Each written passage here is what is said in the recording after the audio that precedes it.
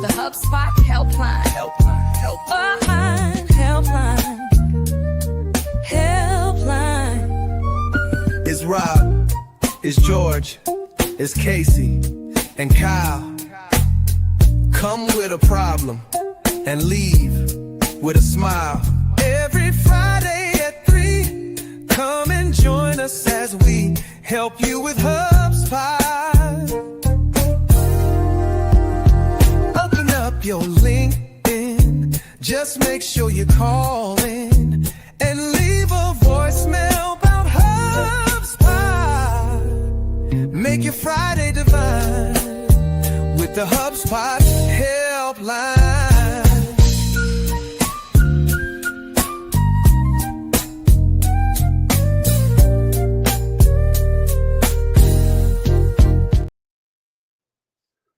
Hello and welcome back to the HubSpot Helpline. I am your dancing behind the scenes host, Rob Jones, aka the mayor of Inbound. And I'm joined by we didn't even have to do the Star Wars marching theme. Chris Carolyn is on camera today. And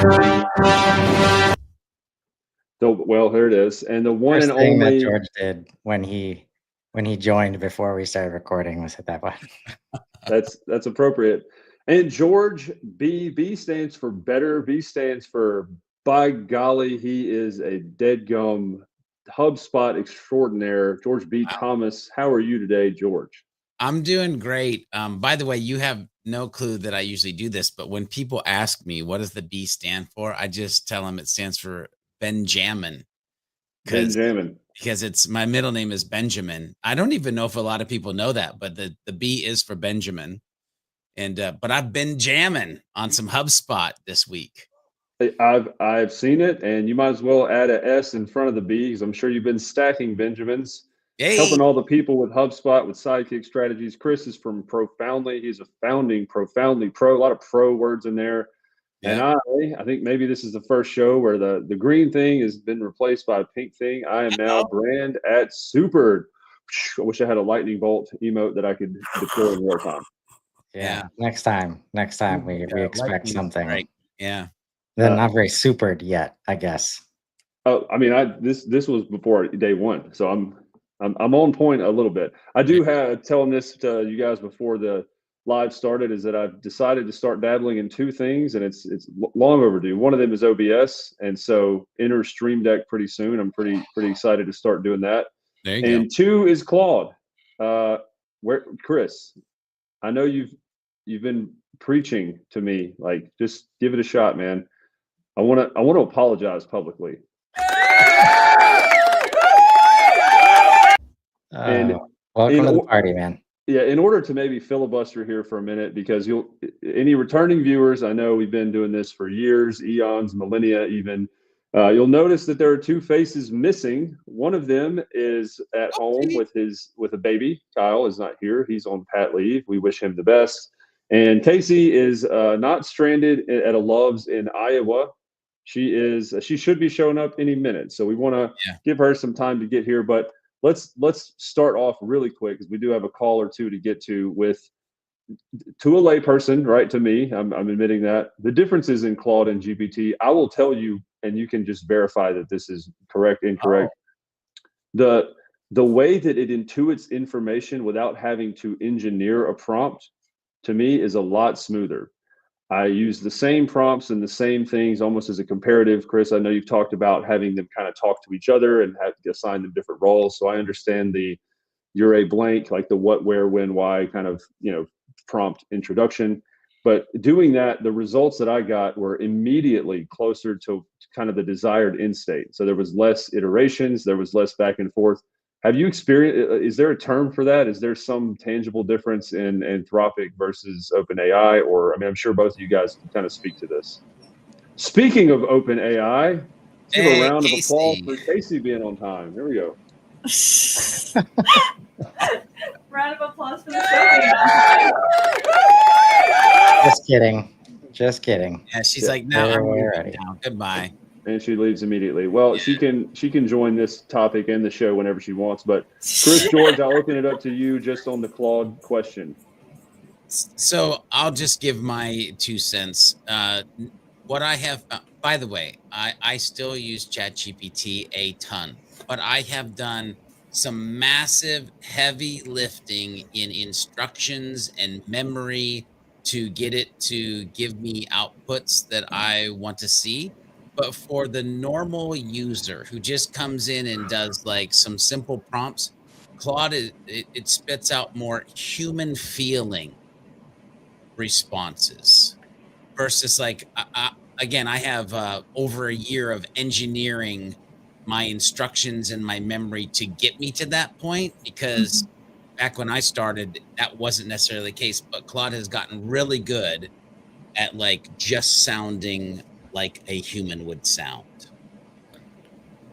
Yes. Chris? I Casey, sorry. no, I'm late. Go ahead, Chris. And I'm also gonna have the opposite opinion, so I'll let everybody have their. He also doesn't use Claude, so there's that. So, yeah, I think I like to think about, when you hear what the companies are doing, like behind the scenes and their goals with the LLMs, in this case, OpenAI, and Anthropic, like when you hear the founders talk, like definitely the goals of Anthropic is to be like humans and taking care of humans and human values, and like even the name is Claude, not Chat GPT. Like Right. it's a name. But then on the other side, you've got, OpenAI saying like, we want productivity, like get this in the hands of as many people as possible so that they have an assistant everywhere they go for everything. So when you don't, without any setup, OpenAI, ChatGPT is going to act like that assistant, like delegate me tasks and I will get the tasks done. If you want anything else, it's going to require a lot of setup because I'm always going to like go into that productivity mode, versus Claude has been the opposite, for me. And that's where whatever the goal is, like either one can work, right? So it's about, and it's not surprising me, Rob, like the way you like to tell stories and do world building and just think outside of the box. Like Claude, in my opinion, Claude is more built for us out of the box because we like to not do things the normal way. We're open to those random things that come up, and as soon as Claude does it, we're like, oh yeah, let's go down that path. Serendipity. Serendipity. With your AI assistant. Here's what I'll even throw in there too. Like I have, as of late, even gone into the world of I start with one and finish with another. So let me explain. Like right now, I'm working with a client. We are building an 8-week live training program based off of some content that he has historically created. And I'm using ChatGPT to build the outline and the speaker notes and the like, what should we have on screen? However, before he ever sees a draft version that he'll add his own information to, it will go from ChatGPT to Claude to re-spit out the speaker notes to then go into a doc that I can listen to, refine, and then deliver to the client where they can refine it. So again, depending on where you have the context and the information and what you're trying to build to where you're trying to go, it may be a joint assistant process. Yeah, and to your Casey, I'll let you weigh in with I like the dynamics. Like it's helpful to have differing opinions or preferences. For me, Chris, you nailed it. And even, talking about the CEOs and the companies and their goals with the tools, I didn't know, or I'd forgotten that I know GPT 303 mini, for whatever. Claude's is Sonnet. Like as somebody that has been published and written and done creative writing and took those classes in college, that to me immediately kind of underlined the difference. Was holy crap, a sonnet. Yeah, I need more of kind of the creative freedom, and I need more of the empathy. If GPT is the logical portion of whatever, then it seems that Claude has more of the empathetic or empath version of whatever that is. Be careful. I don't want to. Yeah, Casey, go ahead. How about you? So, worth noting, I'm cheap. I don't pay for either. Wait, what? What? Oh, say that a different way, please. Just say that a different way.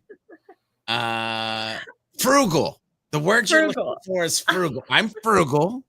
There I'm we go. frugal. That's I better. don't pay for either. So just worth noting. Man, we need to vet the kind of experts we have on the show, I think. Now, here's what I'll say. I would bet that many people fall in the Casey camp where Mhm. they're using it, but they're not quite ready to pay for it yet because not Mhm. mere mortal humans aren't a Chris, aren't a Rob, aren't a George, Mhm. aren't a Nico, right? Where like Mhm. we're super nerdy, super deep in the weeds, using it for work every single day. Like, and Mhm. Casey might be using it every single day, but if free gets her what she needs, fine, fine. Voice Right. of the people. I've said it Yeah. before. I'll say it again. There you go. There you go. So I'm using the free versions of both, which I suspect a lot of people watching are also. Um, and for me, I do what George mentioned. I'll start in one and I'll move to the other. Um, and for me, right recently, I'm starting in Claude mostly because I can paste more text into Claude than I can in ChatGPT. So I will start there. Our morning show. I take the transcript of our morning show. I send it to Claude. I have Claude write a post for that sounds like me. But I haven't gotten Claude to sound like me, which I know is my prompts. I know that. I know everybody, whatever. But ChatGPT, I've put so much work in. All I have to do is send ChatGPT whatever Claude spit out and say, make this sound like me. That is my prompt. Make this sound like me. Yep. And it does. And it Yep. sounds better than me. Like it's funnier than I am. Nah, get out of here. Come on. You gotta work on the way that you talk about yourself, girl. My goodness. Funnier than me. It's not cheaper than you. I can tell you that. Anyway. Hey, This is becoming a therapy session between me and George. Sorry, no, everyone. Thanks for hey, wow. And No, we do have our voicemail caller like patiently waiting. you are and so right. mentioning like if I was hosting this show in particular, this might have happened. if I was hosting. But Yeah. good thing Rob is hosting. Well, I wanted to bring that up, and it went a little bit longer, but I blame that fully on Casey for being late. We couldn't start the helpline portion of HubSpot Helpline without all of the help, and we might need it. There you go. So, Chris, if you don't mind, we're going to hop into that. I do have some closing remarks that we can save for later. But yeah, let's get into this voicemail. We have one, and Chris, do you mind teeing that up for us so that George, yourself, and Casey can dive right in? All righty, let's get it started. And there's a two-parter here because he ran out of time, and I tried to curate it a little bit. So we'll start here. The problem is an automation for renewal deals being auto-created 120 days before their renewal date. Previously, this was entirely human done. Now it's almost fully automated except for one part, which is I have to go, after the deal is created, I have to go add the line items manually to the created deal and then calculate and populate the line item amounts based on last year's deal.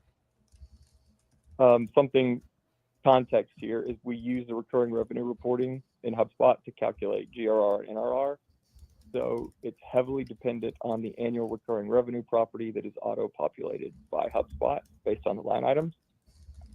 So a lot of automation downstream happens based off of whether that value is greater than, less than, or equal to the prior annual renewal amount. So the problem is I'm unable to figure out a way. Sorry, the dogs are barking. I'm unable to figure out a way to have the deal created with the correct line item at the correct price. The deal creation workflow is a company workflow with the enrollment based off of the renewal date property on the company level being less than 120 days from now. And then in that workflow or in a secondary deal workflow, I haven't been able to figure out how I can add the correct line item and have their values be populated based on last year's amounts. On the deal level, I can have the amount property be calculated correctly so that it shows what the amount should be. But if I put a line item on there, it defaults to that line item's default value So that was him running out of time. I'm going to pull up part 2 here. But yeah, any responses so far? We got another deal quote line item challenge. Maybe this is a regular thing in the ecosystem, eh? I built something trying to solve this a few weeks ago. I can show What a my screen. cliffhanger. Did it work? I mean, can you show us? Well, I'm just dead air. That's what people want. Yeah, They- I can confirm. I don't think that is what people want. People want solutions, Casey. Come on. Put my screen up there, Rob. Oh, I don't have admin. Chris, if we have the Oh, screen I ready, we thought- can throw her screen Let's- into the mix. Let's listen to the part 2 here because Okay. he starts Alright. sharing dollar amounts.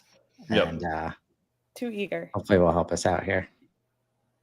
Hello, it's Riley again. I'm not shocked that my long-winded problem reached the voicemail limit, so I'll pick up where I left off, and y'all can handle this how you want. Sorry. I love it. So I can't figure out how to get the correct line item added and the amount added without overriding the default value. Say that the line item amount should be for one subscription of $14,000, but the default product for that subscription just has like $10,000 in it, because most of the subscriptions are that amount, but not all of them.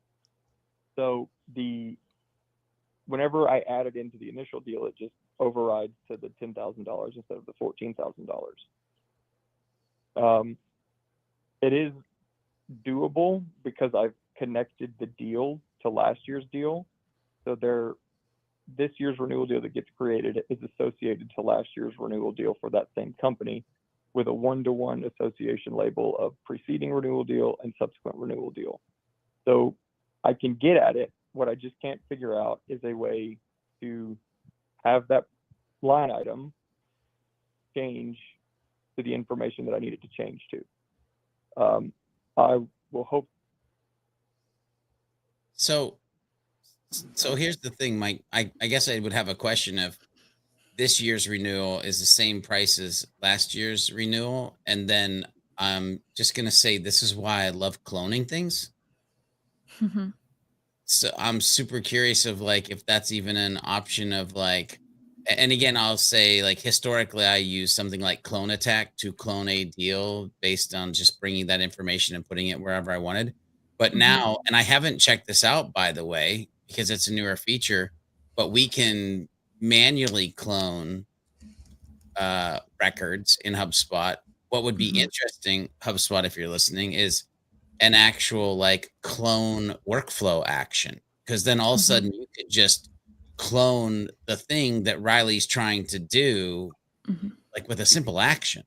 Anyway, I'll shut up because Casey, you had thoughts. Chris, I'm sure you had thoughts.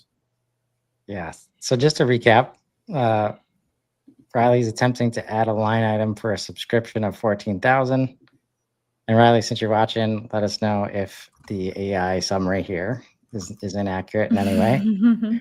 The default product value for this subscription is $10,000 and it's causing conflicts. There's an existing association with last year's deal for context on this year's renewal. Trying to avoid looking in all the places to make this stuff make sense is what I'm hearing. So we'll take a look at Casey's solution now. Yeah, I don't think it solves Maybe. the problem. I mean, I'll show you what I did. But yeah, I'll show you what I did. I agree. The clone piece would be the ideal situation. The problem with the clone is what I mentioned the other day is that it only clones what's on your create form. And it's possible, especially when you're cloning a full complete deal, there's relevant information that's not relevant on the create form piece. So something to say. Something there. to watch out for, because you Something can to watch out for. customize that create form to whatever you need it to have if you were Yeah. going to go with the cloning version. Yeah. Which, by the way, cloning in an automated way isn't a thing yet. So Mhm. this would be like manually cloning it Mhm. as of right now. Correct. So either way, I have this workflow. It creates a new deal. This one creates it for a year out in this specific record. And then I copy some properties over. The workaround that I was going to demonstrate is I have this property previous deal amount, which actually is, it must be a sync property now that I'm pulling it up, original deal amount. And I'm copying that. I'm copying the amount from the original deal to the new deal to enrich the deal record with the correct amount. However, where this does not meet Riley's needs, I just checked, it's not populating the line item. So we have a line item here for renewals. Get out of here. We just have a line item for renewal. I don't know of a good way to clone your line items at this time. But because of that, it was just showing the deals were 0 because you can't set a deal amount if you have the line items. But again, my deal that I just checked, although the deal amount is correct, the line item amount is still incorrect. Which, by the way, not anything to do with Riley's question. The fact that the deal amount and the line item amounts can become unsynced is forever a bane of my existence. The amount of times I've had to go in and hit the little pencil and put it back to 2,500, $5,000, and whatever. Oh my aching. Anyway, sorry, HubSpot. We love it. I wonder, and this is not my area, but like, could a custom code action up the? Okay, Chris is shaking his head. Oh, I bet you give custom code action Chad and this question, we might have an interesting conversation. But Chris, you shook your head. I'm interested in what you're thinking. Yeah, I mean, in most of my experiences, like to manage line items the way that most people are trying to, you almost have to get custom code involved like every time. There are things that I'm expecting. And in the first half of Riley's first voicemail, the cash flow stuff is pending. The quoting is getting better. I do expect things like the syncability between line items and deal amounts and like to get better. But that's where like understanding what each object's role is in the process. Like if a deal at some point is supposed to be a projected value, right? And you have multiple line items that are possible. It's like quantity of 1, quantity of 10, quantity of 100. The value of the deal in the pipeline and the forecast should not be a total of all those three lines. And that's where you have to be careful before we just say, all right, the deal amount needs to sync to the line item total every time.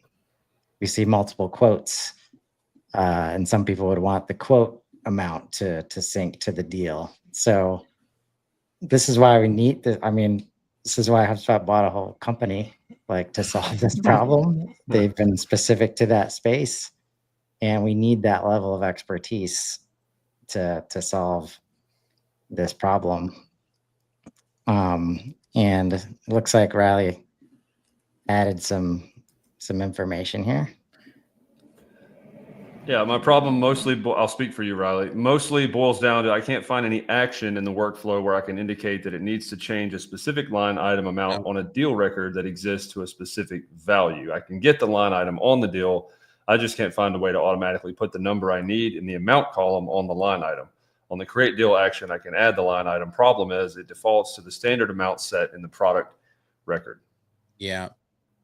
Riley, ideas.hubspot.com. Have you done that yet? Because I gotta imagine there's other, hang on, let me get prepped for this.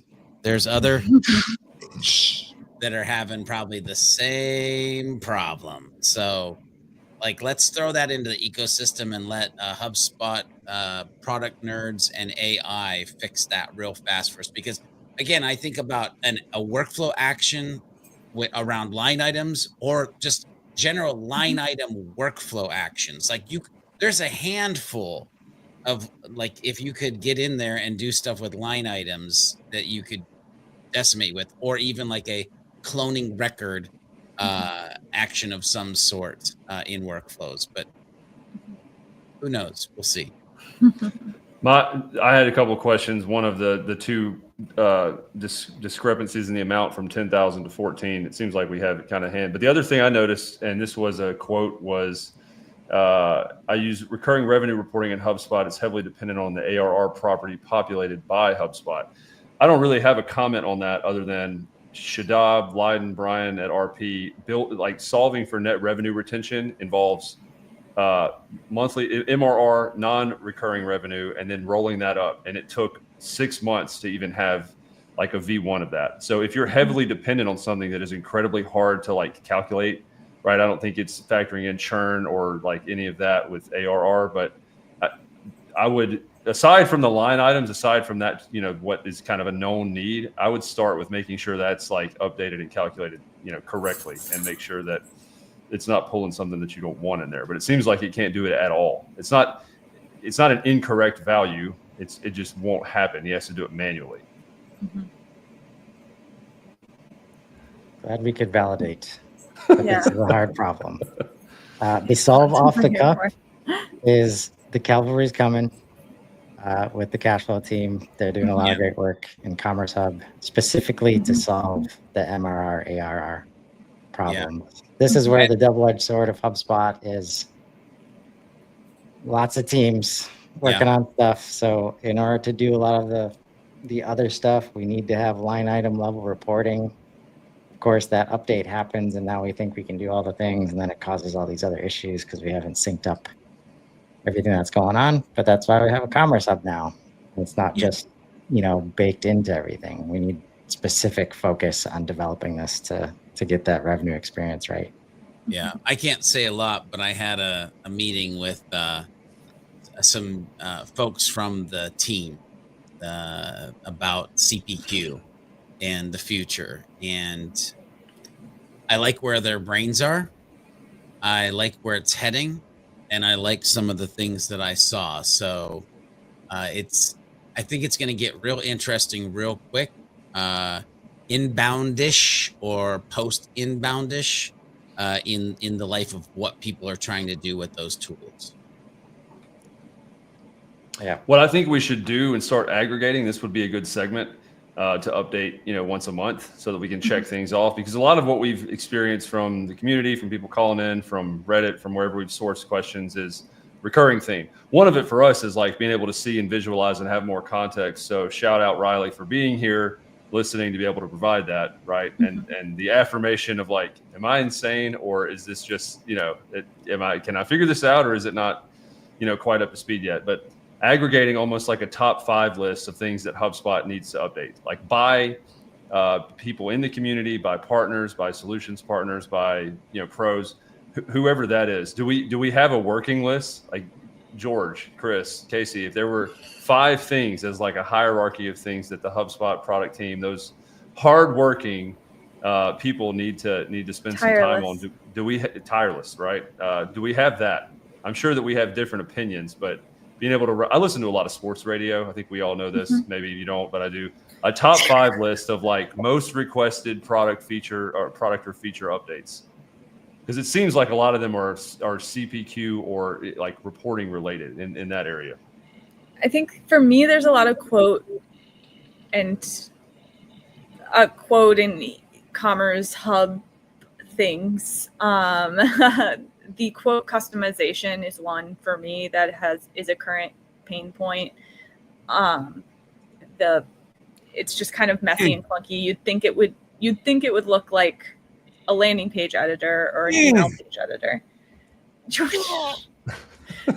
Wait, what? Nothing. What am I missing? Can't talk about it. You said the quote editor? Nope. Yes. Can't talk about it.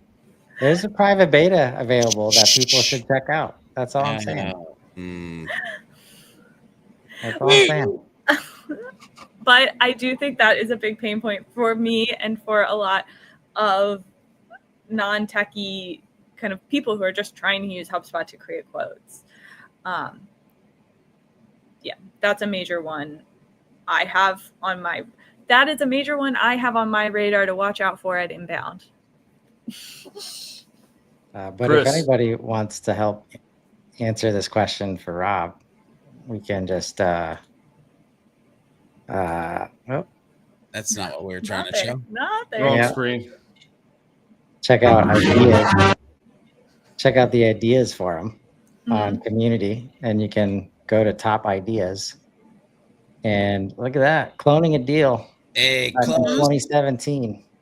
close that bad boy. Yep, just happened. I think that went live today. Like out of beta, cloning Yeah. records Yep. is a thing. So to Can that you- point you guys are making earlier, I think workflow action is probably not far behind now that it's out of beta. So Well, I mean, even looking at this will be a fun exercise. You said this one's done. What about customized deal cards and deal dash? This is from 8 years ago. I feel like if you can refilter them by most recent, maybe that would help. Well, even like not seeing delivered, because you can literally see the ones that have been delivered. Like, is there a in progress or in planning, or that's what we want to see is like, yeah, so or I not try to- currently planned. What happens if you go not currently planned? What are the ideas that HubSpot themselves are like, no, no. there we go. I've seen this. This is still old. Can you sort by recent on the third drop down? Right there. Trending. Maybe Trending. that's That's trending. There's no date. Yeah, Really. I mean it's not based on. That's where it started. yeah. Yeah, but It's when you not look at the based on newest, number it's of like, votes. yeah, it can be kind of. I'll tell you one.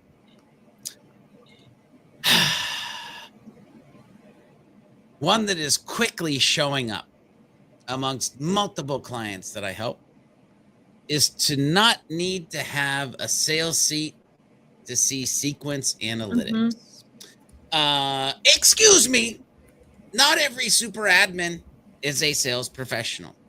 Not every super admin should need to have a sales seat to see analytics to make super admin decisions. Anyway, HubSpot, love you, but that's just a weird coinky-dink right there. And I've had multiple clients since the seat thing was launched bring it up.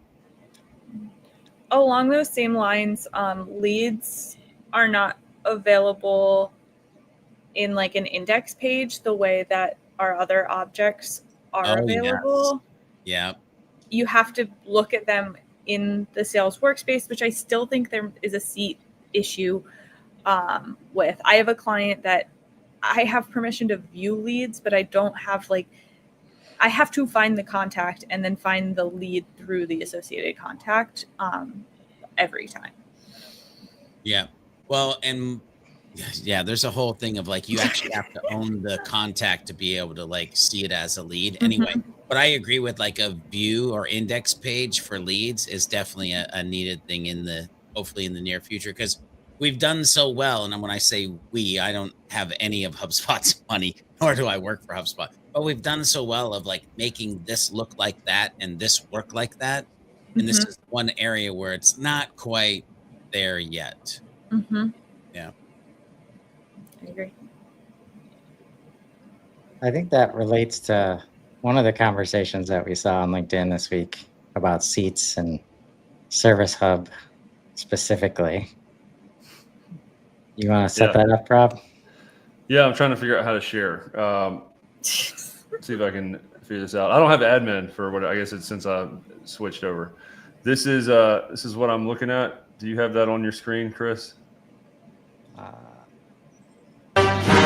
While you do that, I'll say there's a couple things. One is that the intent of this is in no way irreverent or accusatory. For me, the intent has always been to provide help and affirmations in the case of Riley, so that in a more communal sense, right? So some of the language you may see in here, especially in the comment thread, is not as like gung ho, yay, HubSpot supportive, especially with the top line, another WTF moment. But being able to show up and to Laura's credit, kind of address this. We've been reluctant to implement help desk. Yeah, that was something I tagged you guys in on. Chris, I know you have some thoughts more specifically. If you want to give some context, be able to help Laura out a little bit. Yeah, so I think what we're seeing is this relates to HubSpot having a bunch of product teams moving as fast as possible, getting to AI first, updating everywhere. And we've been sharing help desk updates like every day on the morning show. And what happened here is one of those updates is they've been playing around a lot with tickets and trying to make that a better experience for everybody. Almost everybody thinks you have to have Service Hub to be able to use tickets. Nope. That's right.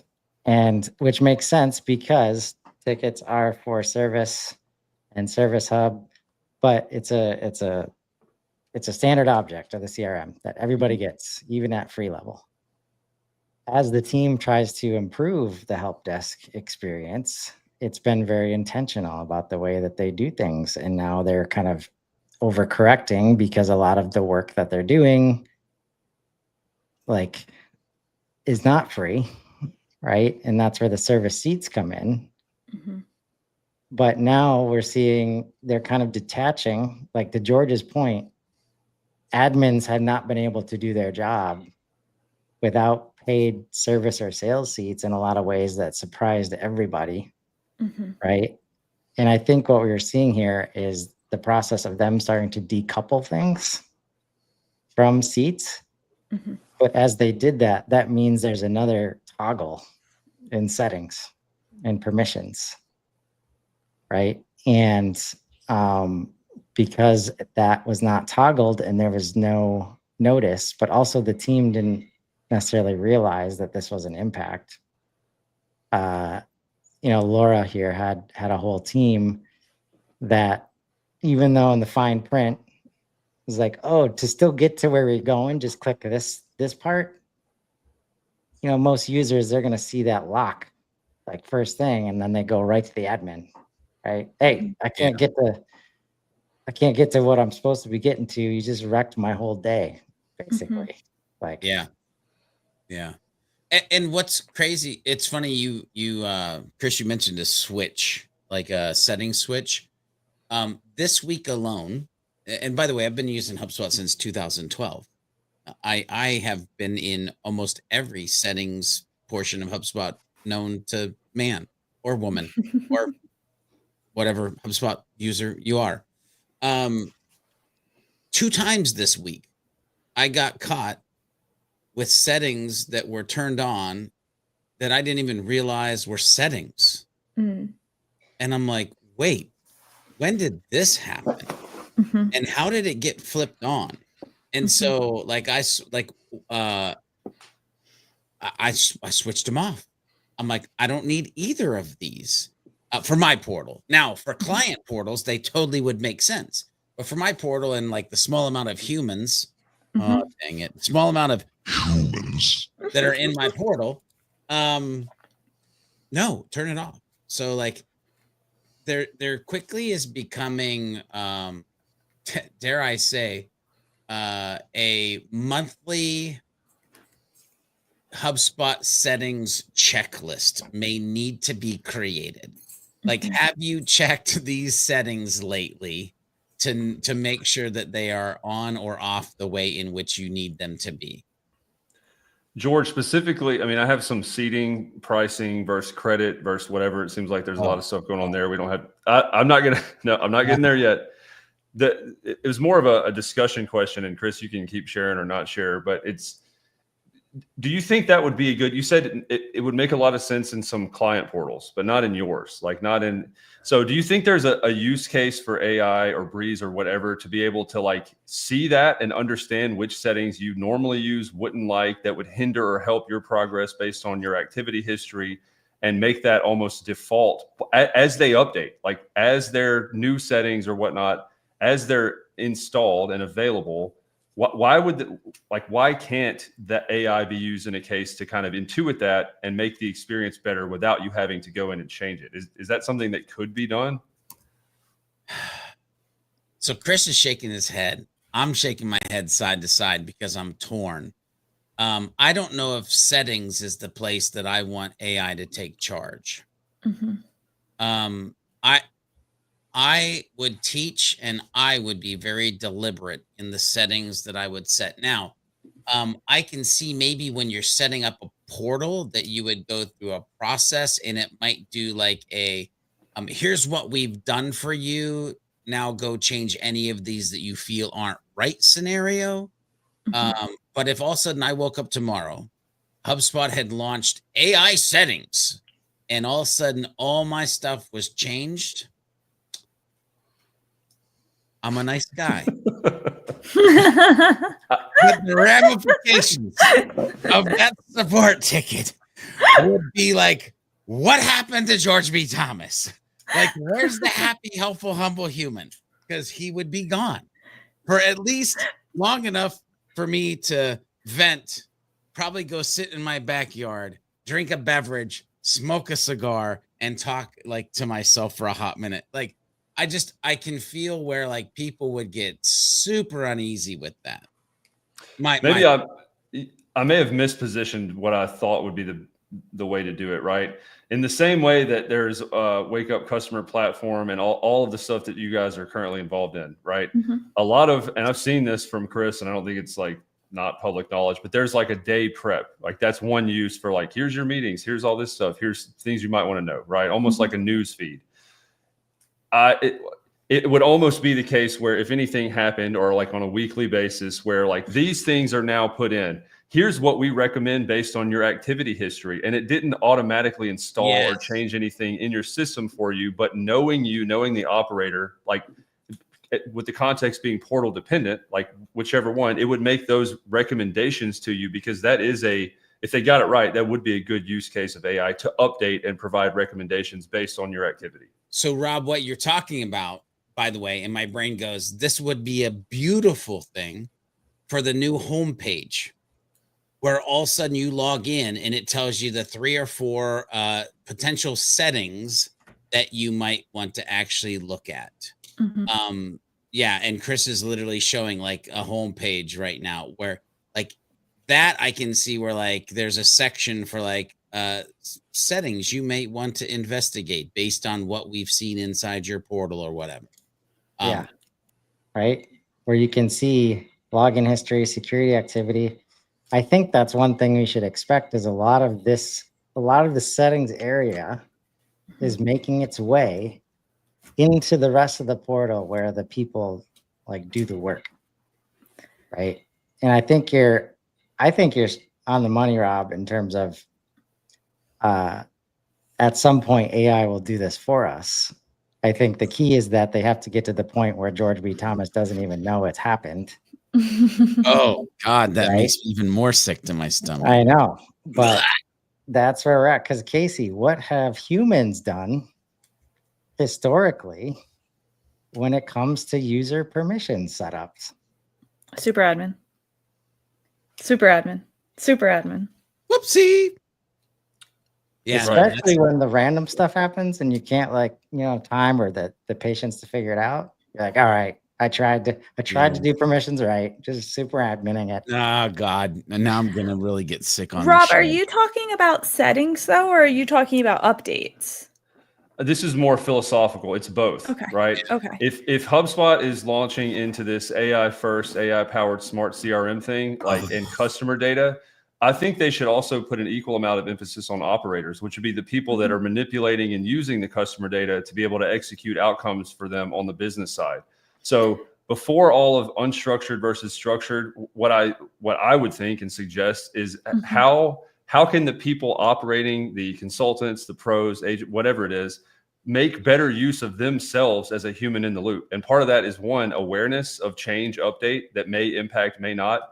And you could have that ranked or rated. One of the things I use Claude and GPT for is like rank these ideas, right? And so there could almost be like a, some percentage. This will 100% affect you based on your usage history of these portals. Like that's more what I'm talking about. It's a combination of both.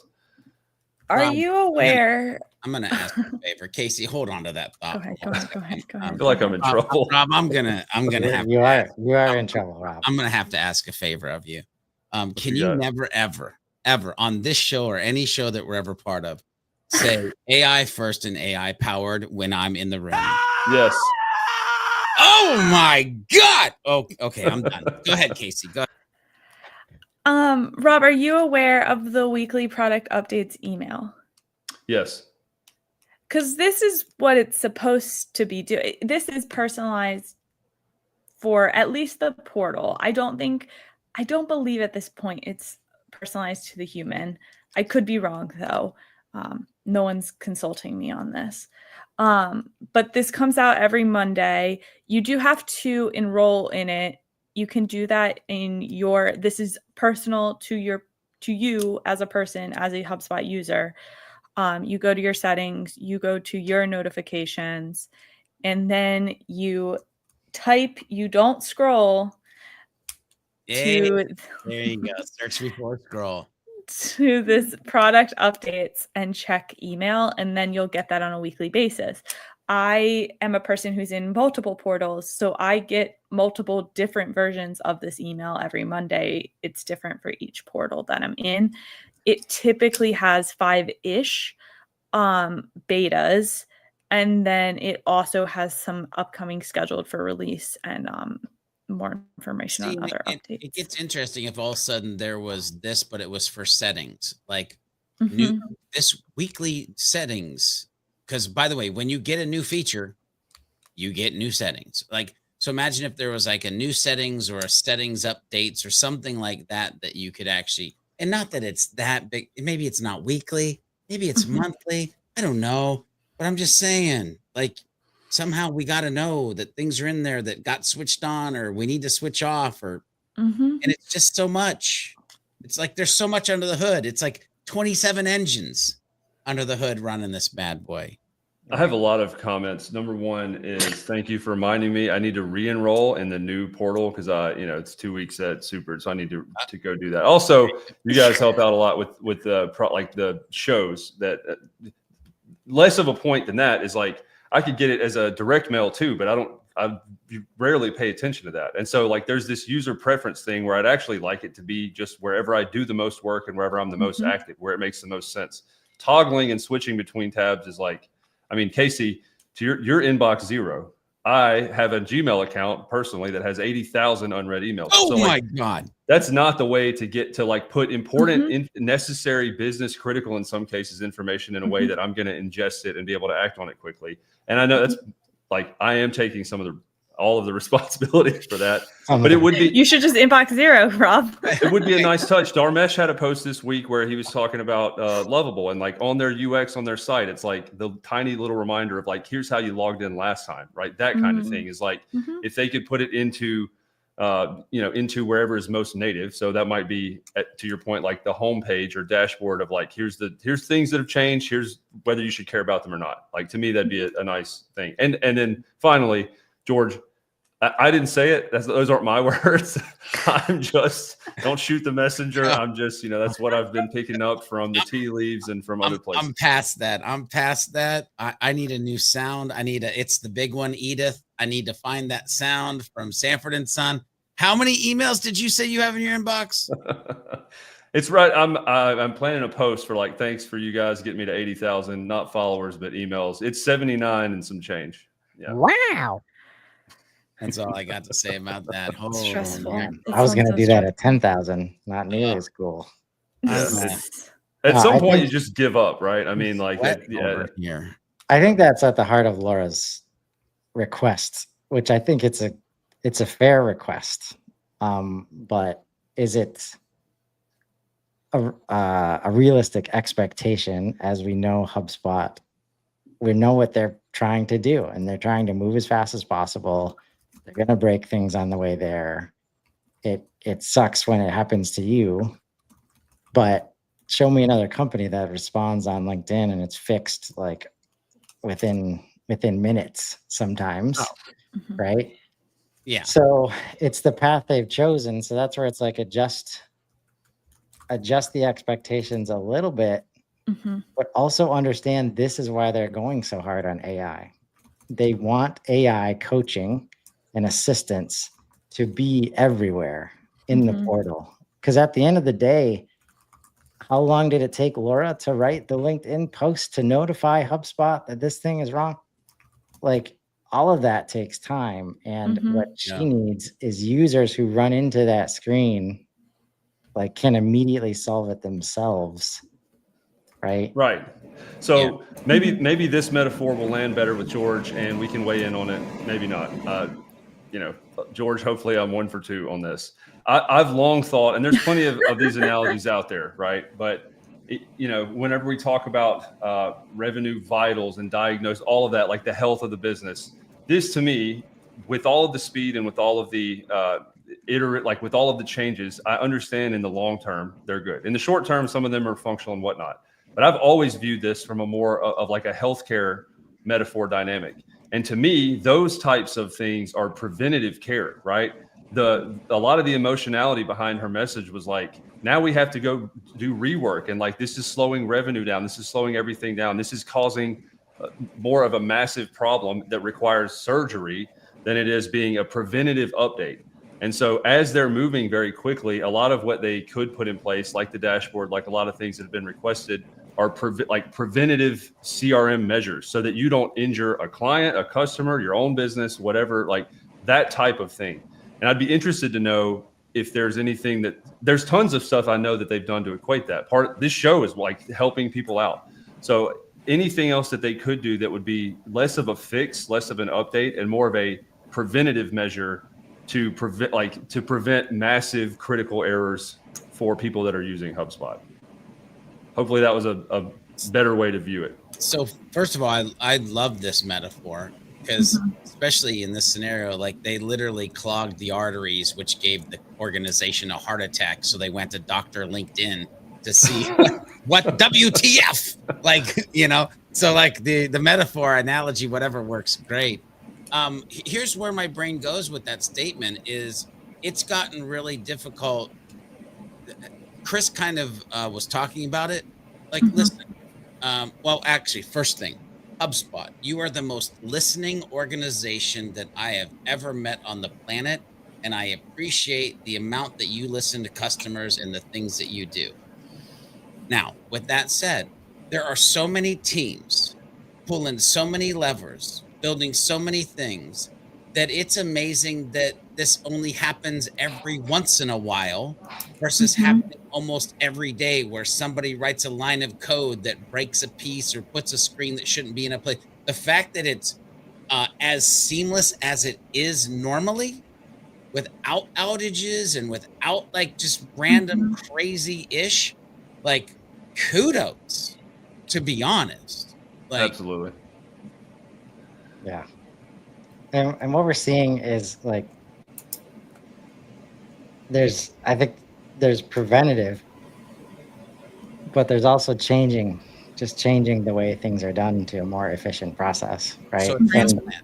Where my mind went first is like, okay, if AI coaching is there, an assistant is there, there is time for them for the AI assistant to see the error page before the user does, and then solve.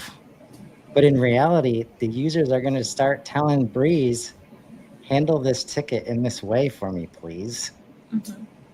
And then the user's never even going to have to go to the ticket record, right? That's why I think from an admin perspective, which I expect to see it inbound, because even though we don't appreciate it, we should expect Like AI first, Okay. they've said that enough. That means a certain thing. They have not, made any bones about what their plans are. That's what I mean. Like, it's very hard, and that's why we're here doing shows like this. When you're in the day-to-day, you're used to doing process, it's very hard to see outside of your world and understand HubSpot is being very loud about what their intentions are. And I appreciate it, because if we want HubSpot to be around next year and win against platforms like Klaviyo and all the other ones that are just coming up, because you can build things very fast and very user-friendly ways, the way that people have been asking for years.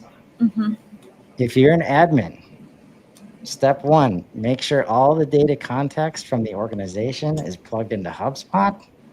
Step two, teach your team how to work with the AI assistants in HubSpot. Enable them, empower them. Then they don't have to come to you. You become the architect and the coach instead of the fixer. Yeah, preventative / proactive. And again, there's tons of stuff already, like permissions, for God's sake. Like you talked about earlier, there's a lot of stuff like that. So the question is, like, what do you put more value on, the speed or the efficacy of what's being done as it could be solving for the customer is interesting to me as somebody that doesn't have an MBA. It's like HubSpot has a lot of different customer types, especially in the ecosystem, app partners, solutions partners, their client, like all of that kind of stuff. So there's definitely a speed, there's definitely this AI push, but if the people that are executing a lot of this on behalf of others, like a physician or somebody in that metaphor, are unaware of updates or unable to understand the context for what they should do based on those updates, that I don't think the outcome I don't know what the outcome would be, but it's not favorable. What I was trying to get at. Casey, your thoughts? Close us out. It is 3:02. We've had a great show that had a question that, once again, we were very close to, but it's a known thing. So any final thoughts from you on this July 18th? I had a talk with a friend recently about content fatigue, update fatigue, and people feeling overwhelmed with the amount of content that people, myself included, are producing, and the amount of updates that HubSpot is producing. And all of this is powered by AI. And we were discussing, like, what does that mean? Because this is only sustainable this is like, we're in the .com boom, like at some point people have to people have to stop buying domains, like at some point we have to even out somewhere. And at that time, during the .com bubble, whatever, Google was the answer, because there were so many websites being put up online that people didn't know how to find the answers. And now there's so much content being produced. There's so many updates being produced. It feels very overwhelming for people to stay up to date with that stuff. And what is the answer? And one answer could be something like you're describing, like HubSpot putting on their homepage, here's what you should care about. HubSpot agents doing some of the legwork for you so that you can kind of focus on other areas where you are. I have a great response to that. Value. Another metaphor, of course, but what I assume, like, they're also trying to grow new TAM and steal people from Salesforce and prevent the Klaviyos of the world from doing whatever, right? So here, do you want a Destiny or a D&D metaphor, Chris? I'll let you pick.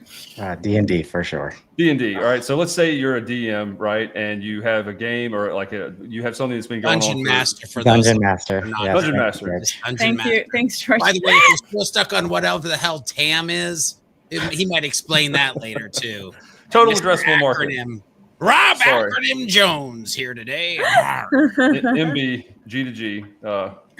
But look, what I'm trying to say is, like, if you're a dungeon master and you have a campaign that's been going on 9 months, right, and then it's gone to whatever level of depth and extreme that is, and then let's say you have somebody that wants to join. What is their responsibility to catch up on all the stuff that has already happened in the context? Does it matter? So what I'm trying to say is, like, to Casey's point, with all of the updates, all of that, not only is it necessary, it's critical to keep operators and to keep customers apprised of what, like, the direction they're going and what they can do. But there almost is like this distance created from having a foundational like CRM architecture understanding from like the basics of HubSpot. And so if all of the updates are just like, hey, in the settings tab on like very, very nuanced and specific, no one is going to know where to start or learn or like how to translate that into George B. You're a perfect example of this. You said you've been using HubSpot, what, 12 years? So Yep. you have the 12 years worth of context of updates and like how it's progressed, how things used to be and where they are now. You can be somebody like you being optimistic about that is great. It's great for HubSpot. It's great for the ecosystem and all of your clients. But somebody that is just trying to learn this as an admin or operator for the first time, and most of what they're seeing, to Casey's point, is very nuanced and specific and is more change management. Doesn't that create a massive barrier to entry? Like, or do they have to go and outsource learning to somewhere that makes it easier to understand and to give the kind of the foundational elements of how to think through this? So listen, Rob, you literally just described my business. I teach people how to use HubSpot. I take the complex and I simplify it. Yes. For 60, 90, 120 days, however long, I will meet with you on a weekly basis. And I will give you well, actually, it was 2012. This is 2025. So it's more than 12 years now. I will give you the years of foundational baseline experience injected into your veins to try to get you caught up to where, because here's the thing. I can't imagine if I tried to enter the ecosystem right now.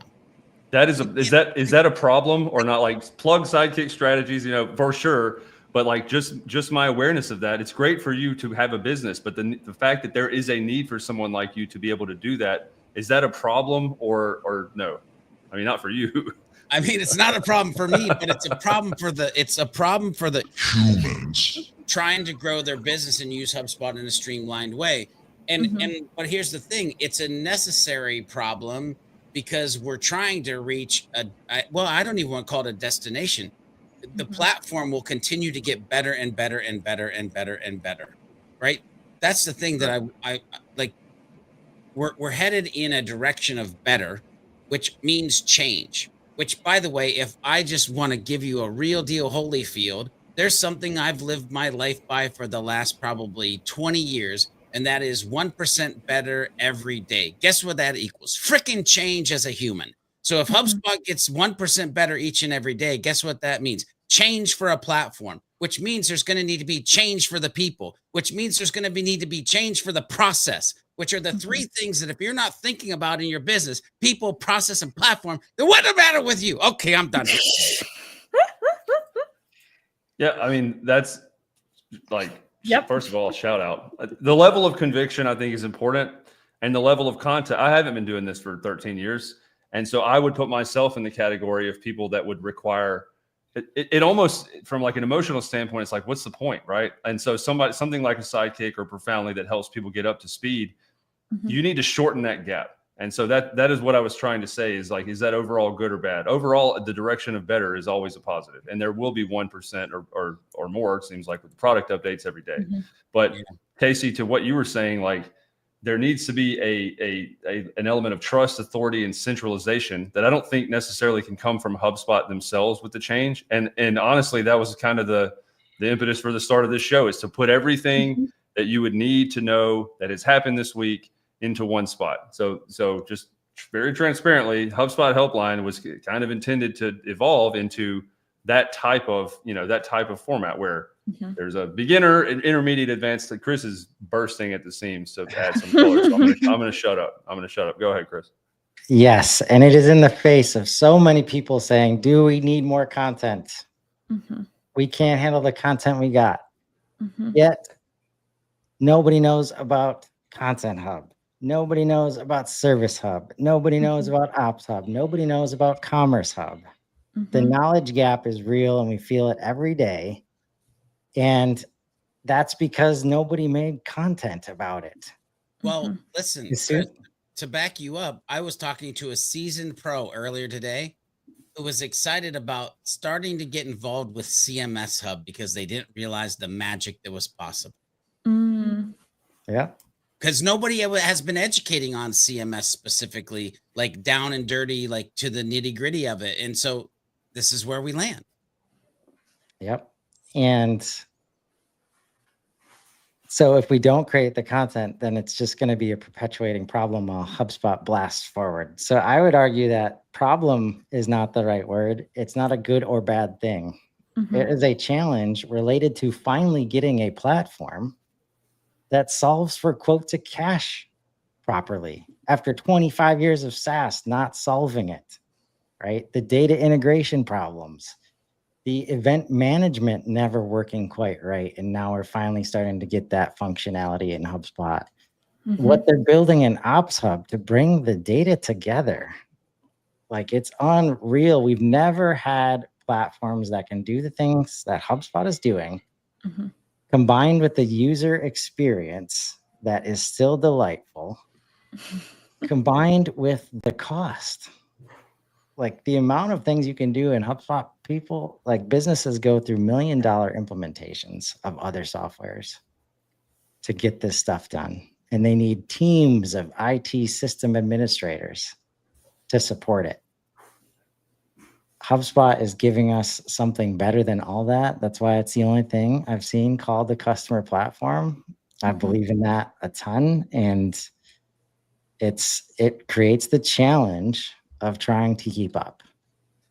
And we are here creating the content so that anybody that makes a living off of HubSpot, I would argue it is your responsibility to keep up with HubSpot if you say you are a HubSpot expert. Drop the mic. I'll say something that you can clip. I don't even think it's a prediction at this point, and I'm excited. This is not even an announcement, but I'll use one last metaphor, and then we can get out of here. In the same, I think it was 1975, where ESPN, and they just had the ESPYs, was like, what you're seeing today is a revelation. You might have think you stepped into the future, right? There was all this stuff, but teams across the world they had owners and they had commissioners and they had all this. And somebody was like, there needs to be a trusted, centralized place to report on updates because people care a lot. And in the same way, that to me, it's not a question of good or bad, like Chris said, or content. There's so much freaking content. I don't know what's the best. I don't know how to rank. I don't know who to trust. So in that way, I don't think it can be HubSpot. But in the same way, ESPN is the worldwide leader in sports. There needs to be somebody that aggregates experts and different, like it has to be some sort of media network, which media means showing and responsive quickly. Yeah, I mean, like this is exactly what is on your hat right now. That whole concept of media being like audio, visual, whatever, graphics, that's not it. Media means instant. Media means on scene. Media means like day of. Media is relevant and trending and like what people should care about. So in this, like that will happen. Chris, I'm looking at you doing this, but like in some way it needs to evolve to capture all of those different things, right? So right now it's not going to be an hour-long show or neither will it be a 24-hour news coverage network, but the worldwide leader in CRM or the worldwide leader in Orange Tech, whatever that is, that it's a big enough ecosystem, it's a big enough, customer platform to where I think that's the next. Somebody is gonna be able to solve that. Somebody certainly will. Hit us with that jingle. Put the show notes that Rob winked like 8 times, but he's fine. That was not a stroke. Great show, guys. I'll end this with a salute. Have a great weekend. Happy Friday. George, Casey, Chris, pleasure as always. Thanks, Rob. Thanks will for having talk me. next Friday. Hello, you've reached the HubSpot helpline. Helpline.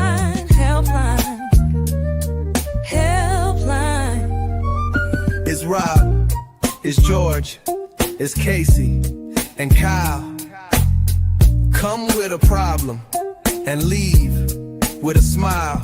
Every Friday at 3, come and join us as we help you with HubSpot.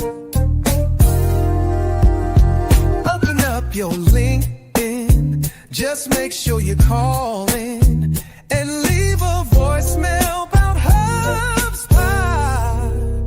Make your Friday divine with the HubSpot helpline.